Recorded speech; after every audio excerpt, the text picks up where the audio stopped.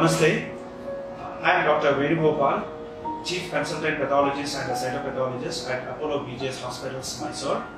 Today I shall be briefing you about an important investigative tool which is very widely done across the globe and also in developing countries, especially countries like India. And the technique is called FNAC. FNAC means Fine Needle Aspiration Cytology. Now this is a technique which is very useful for patients who have various types of lumps or bumps, say for example in the breast or in the neck or for that matter anywhere in the body. Okay, so this technique can be used to investigate what these bumps are or what these lumps are, to make a diagnosis. Most of the time, to make a diagnosis of the disease. What do we do in this technique? We use a needle.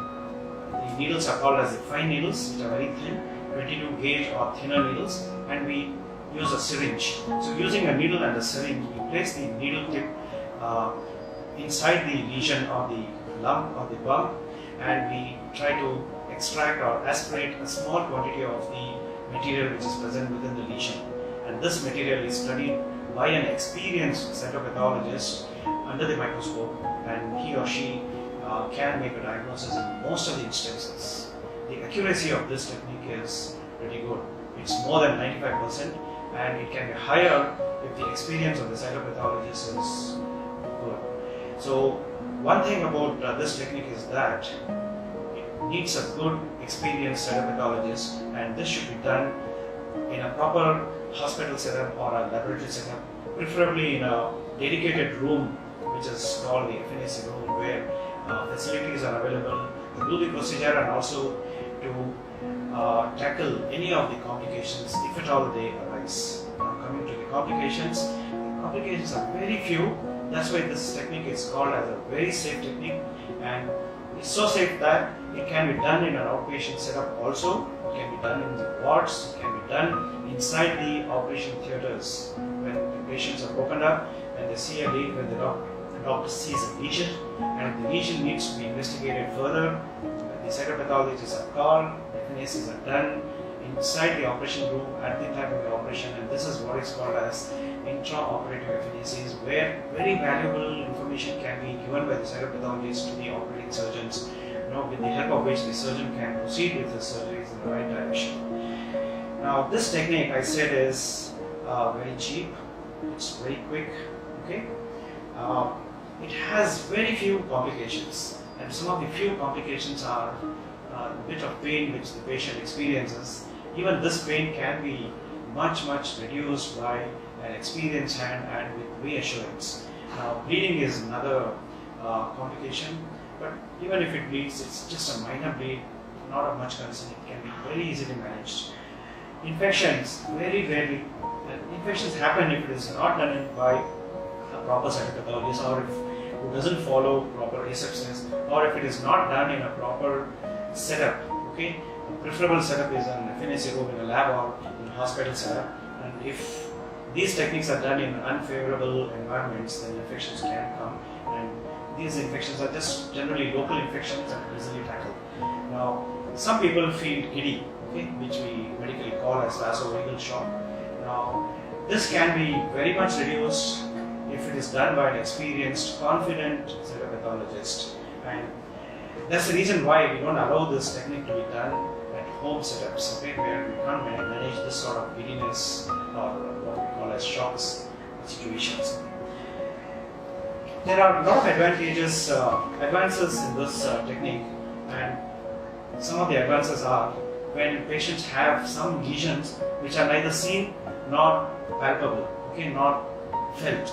Now in these situations, we take the help of the radiologist, and so with the help of, say, X-rays, with the help of ultrasounds, or with the help of CT scans, we try to visualize these lesions, and then with the help of the radiologist, normally the needles are placed or needles are targeted well within the lesions, and the aspirates are taken or the aspirates are collected, and these are again examined by the experienced pathologist, taking in conjunction with the radiological findings and also the clinical findings, and he or she can make very accurate diagnosis in most of the instances. Now, there are a few alternate techniques to FNACs. Now, one of the technique is a wide core needle.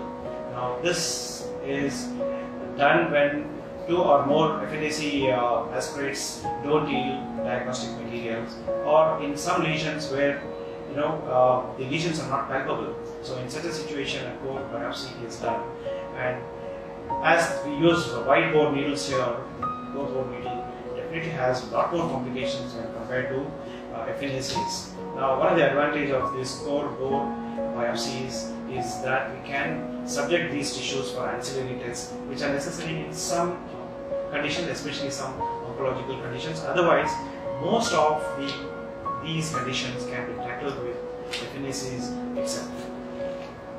To summarize my talk, I would like to say that whenever, as patients who notice any lumps or bumps, say a lump in the breast or a nodule in the thyroid, or any sort of a lump or a bump on the body, kindly approach your doctor and get this test, FNAC test, done at the earliest.